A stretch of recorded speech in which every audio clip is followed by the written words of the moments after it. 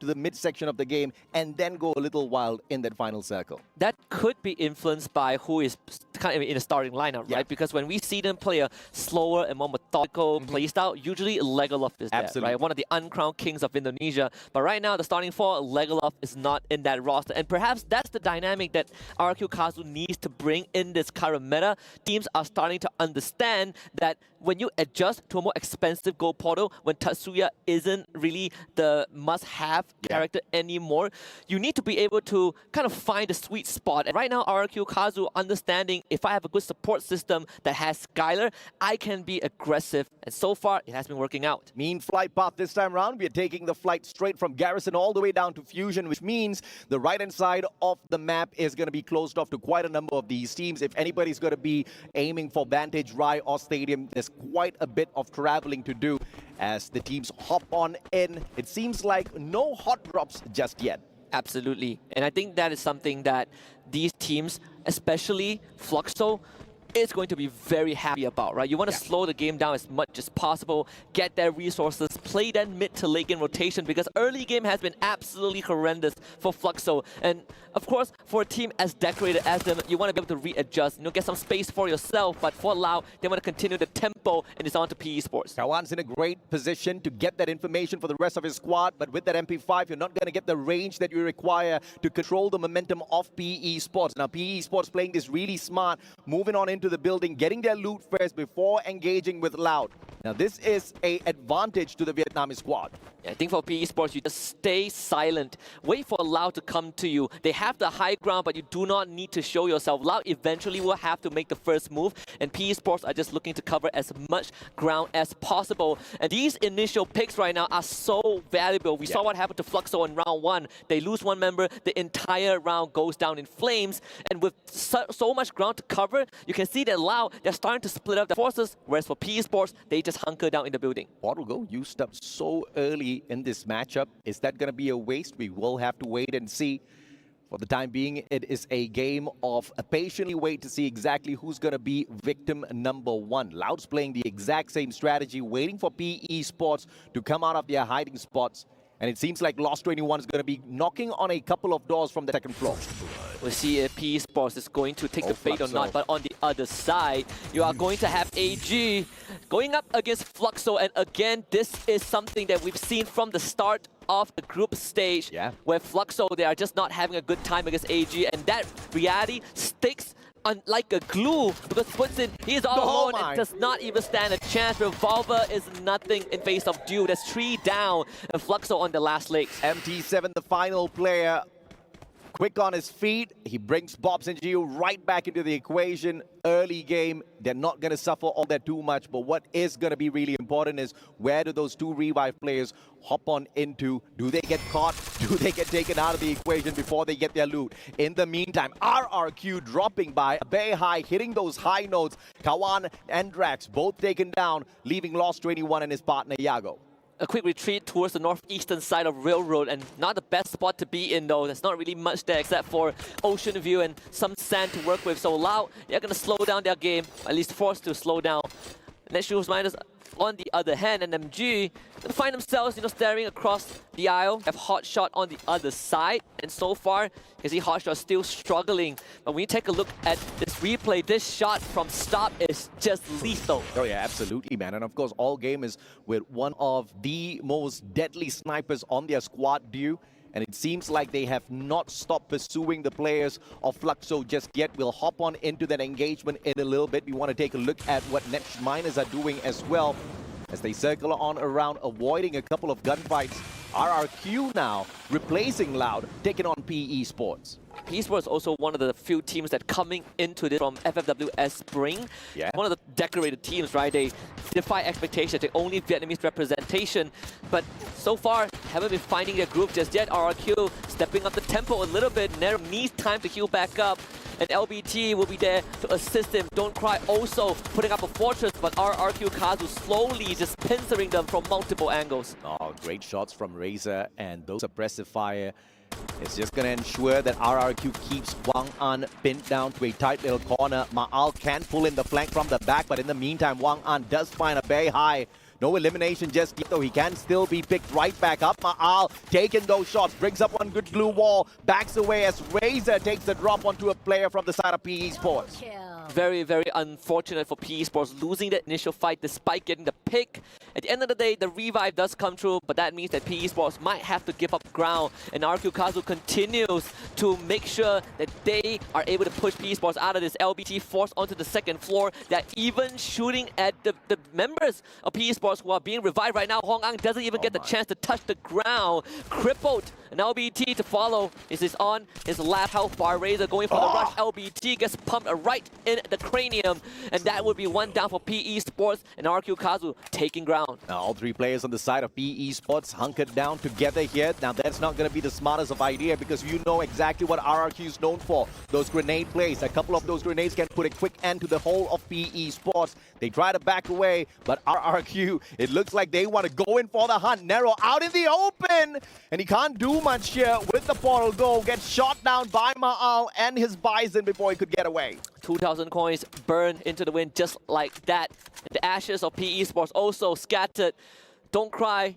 And also, one of his teammates on the other end. Not really much left in the tank. RQ Kazu just looking to clean up the pieces, clean up the scraps, and pick up 7 points at the start.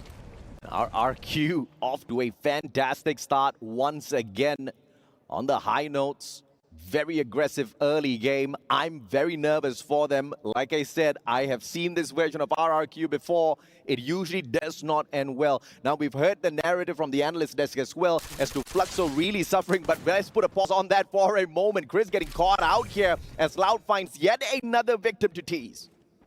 We talked about this being a slower start for Loud because of the rotation towards the northeastern side of Railroad, but if Prey shows up, Loud is going to take it. Drax, one of the most aggressive, one of the most reliable rushers in the Brazilian scene, now has a lot of problems to face. Not just from Vidalao, this is also from the rest of BRU who just arrived at this area. Snowfall doesn't look too friendly. Drax goes down. Reda Esports getting a breath of fresh air here as Buriram dropped by to torture the players off Loud, but will they be able to get away from Buriram? Vidalao caught out. Wasana catches one as well. Lopez XL, the final player alive with 100 coins on him. Pocket market in hand, but he can't buy nothing. Off he goes on his feet. Wasana on pursuit as well. Perhaps this is the end for Reda Esports as Wasana shows up. There's no way he gets away, and Reda out in 11. BRU cleans up shop for 4 easy eliminations, 4 points in the bag, and putting them within an arm's reach of that first spot on the leaderboard. But on the other hand, you have Onyx Olympus showing up to the front doors of 19 Esports. It's a two-pronged attack. 19 Esports, they're going to choose to go north side, but the go portal has been spotted. Onyx Olympus being able to make that rotation just in time. The suit can be that for players inside of 19 as Ray finds Anas. Hot shot. Getting into a little bit of a heated battle off screen as well. Elite not going to be so lucky as Gary and Gardu both catch up with them. It's going to be a slow one. The fact that Onyx Olympus were able to make it out of that area means that they have no intention to contest for now, at least not directly with 19 Esports. They're willing to give up Militia because the circle still has a lot of space to work with. In fact, they are in the circle, but Onyx Olympus might change their mind if 19 Esports continues to stay in that area. Garu takes a couple of shots into his body, decides to back up, but 19 Esports, they want to go on the chase. Garu surrounded by his own glue wall, and Jota ends up losing support from Zairu to get the elimination, and Kiba, support from the high ground, is going to support Onyx Olympus in this endeavor. 1-for-1 trade so far, but unfortunately no finishers for the side of 19 Esports just yet. They want to get some, but they don't get any. Zyro again coming in clutch, and Gary with the one tap to bring Onyx Olympus to 7. Zyro just saving the day, gets 3 points for the squad alongside Gary as well. They just whooped 19 Esports into shape, but it's not all over just yet. Elite did manage to get revived just moments ago, and he's now up on his feet. There's no way he gets to get out of this one, because even if you get away from Onyx Olympus, off-screen, Fluxo awaits. You see the trail, the goal portal, so this is an easy way to track down 19 Esports. Gardu puts the final nail in the coffin. 8 points for Onyx Olympus. And 19 Esports, they just picked the wrong fight. I mean, sometimes you just make mistakes like that. You can't walk away from it. Once you're in too deep, you have to commit. and a couple of mistakes, man. Nobody expected that Trogon to fail them in that way. Yeah, absolutely. Especially when you have all these knockdowns, right? You really got to feel for 19 Esports. Jota 10 got the initial knock, but just no finisher. And sometimes these little margins is what decides the victors. Neshu Miners, though, on the other hand, coming up strong so far, at least in this round. 6 eliminations coming in from the west side, completely controlling that area. But they got to move towards Militia, and that's where RQ Kazu and Onyx Olympus are at. This is the recovery game for Netshu Miners. Great number of eliminations in hand already in this game, number 4, as they approach the next circle. RRQ, on the other hand, still holding on to those 7 points, but pretty comfortable in Militia. They've got 2 vending machines to play around with, and this is a very comfortable position to be in, especially on the new meta. There are certain things where you just can't open up your pocket market and buy anymore. Absolutely. And you got to be a lot more cautious, a lot more frugal with how you use the gold portal, right? Absolutely, it's not exactly the cheapest thing in the game. But I think Onyx Olympus might have to be a bit more on edge, depending on where Loud goes. If Loud shows up in RQ's front door, then Onyx Olympus, they can be like, okay, we take a back seat. And it seems like that's the decision already, right? Gary and Daru going into the middle of the circle. They were like, okay, we don't want to deal with any outer circle fight, but that puts them in a very centralized position. Oh, AG backing away. Fluxo, on the other hand, in a heated combat as the player Cypher does find Bobs with a sliver of health. Does manage to get him down on the ground, but Bunsen shows up from nowhere. Does get the trade right back. Dew hiding behind the fences. Can't really do much, but that doesn't really matter as Caramel with his long snipe gets the job done. 4 rounds in a row that Fluxo has not been able to deliver. They've tried, right? This is one of the few rounds that they got past that early game, and yet they fell at the hands of AG because they just could not win those gunfights. We talked about Lau and RQ Kazu having a standoff at Militia. This is crucial for RQ Kazu, because if they get to hold this compound for a bit longer, they can definitely secure a good position going into the final stage. Not my bet for champions this time around at EWC, but I truly did not expect this sort of performance out of Fluxo. But we'll catch up with their dreaded performance in a little bit in our conversation. Get high, gets picked right back up, and now Netshu Miners from up top. They've got a huge boulder to play around with as that natural defense. Wasana with the Tatsuya, quick burst to the right-hand side, wants to play the flank, get high outside the circle, and Netshu Miners, they're just gonna be gatekeeping each and every single one of these players. Yeah, Jonah is going to open up a window by taking out Nando 9, and this is going to allow the rest of BRU to kind of move uphill despite losing, despite getting crippled just a little bit. Lau, on the other hand, taking out members as well. But gotta focus on BRU though. This is gonna be a crucial fight. Both teams trading 1-for-1. Moshi taking out one, but Wasana also able to get some eliminations. At the end of the day, it's just BRU coming together like a well-oiled machine. And Netshu Miners, they're gonna be the ones that get mined at the very end, falling into pieces as BRU dismantles them for another 4 points. Down to the first player to get taken down, the final player to get eliminated on the side of Netshu Miners, but the battle's not over just yet for the side of Buriram. Here comes RRQ, Razor with a great opener, taking out the captain Jonah himself, and the rest of the Buriram players say, not today, not right now. Wasana clipped from the back. Dutz though has got the grenade launcher. This can be a crippling offense that RRQ can set up here, but they back away to play their own defense. They don't want to walk straight into the trap Buriram. Both teams showing a lot of respect for each other. They can't get Wasana on the retreat. They have to back up because Get High was supporting them. And Moshi, he has already set up a nest for himself. So if RQ cannot find a sniper's nest, they are in a lot of trouble. But AG on the other side against Evil's Divine also finds himself in a bit of a pickle on that low ground. Do need to land some crucial shots, but that angle is not working for him. But it's working out for Moshi on the other end, finding 2 in a row.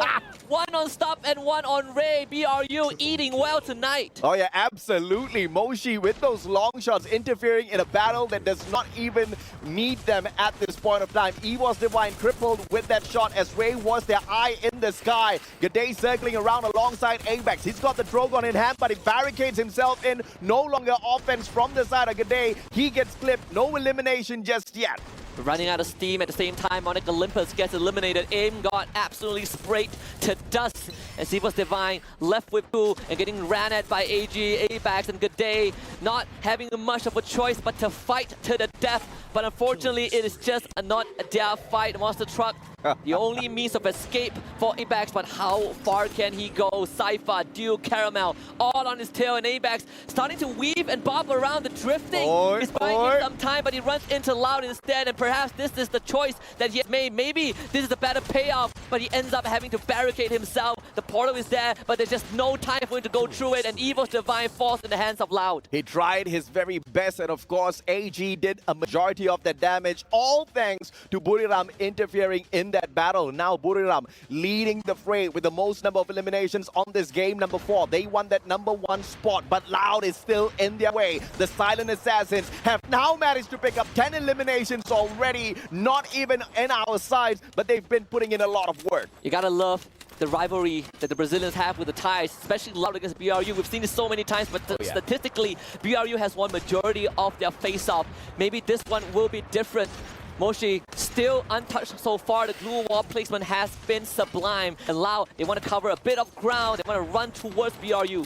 Oh, beautiful shot of that Riptide rhythm, but it does not phase the players on the side of Buriram just yet. Hot shots on the other hand, taken up by Cypher, and AG now taking the fight up straight to the players of Buriram. And Yago, Kawan, both players fighting Buriram at the very same time, taking them out of the equation. And now 4 players make that 3 on the side of Loud, take on all gamers. And Yago has just been on point. We talked about him being able to land those shots. The panel highlighted him, and he is still delivering on all fronts. Loud firing on all cylinders. Yago again with another one. This guy does not stop. And Loud looking to put Brazil on the board. It is just one more left for AG. It's Cypher, but Loud is here to make some noise. It's a booyah for the Brazilian team. The Silent Assassin, silent for 3 games, but putting in the work to be in the top 3 and finally swiping away that number 1 spot on the overall leaderboard.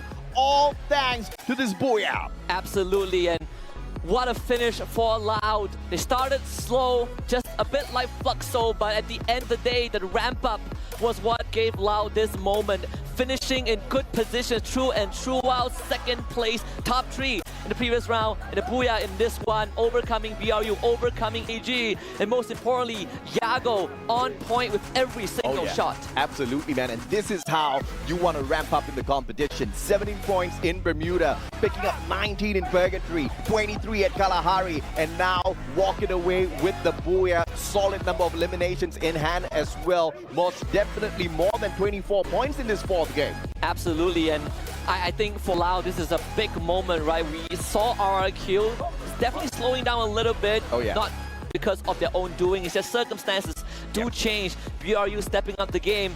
But one thing has been constant so far, AJ, the top 3 teams that we just saw on the leaderboard, they are still in that top 3 form. They all are still looking pretty darn good. Oh yeah, absolutely. And of course, there's just nothing much